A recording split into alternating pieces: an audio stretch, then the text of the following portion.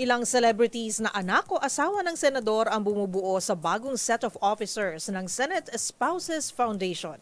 Kabilang na riyan ang mga TV host na sina Ciara Soto at Mariel Rodriguez. Gayon din ang anak ni Senator Kiko Pangilinan at megastar Sharon Cuneta na si Frankie.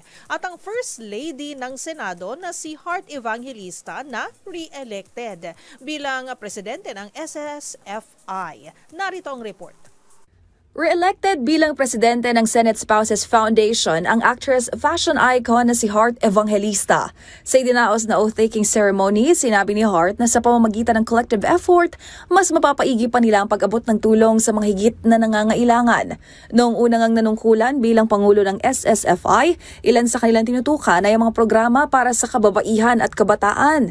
Kabilang na nga rito noong namahagi sila ng food packs sa mga nasalanta ng bagyo, back-to-school project sa mga batang ayta sa Zambales at pagsuporta sa Cerebral Palsy Association of Sorsogon.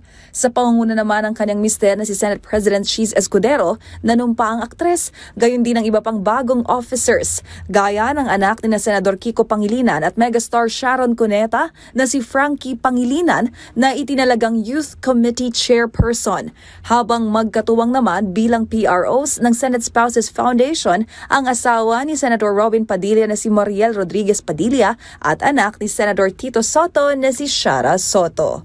Para sa MBC TV Network News, ito po ang Showbiz Angel ng DZRH TV. Una sa Pilipinas, una sa Pilipino.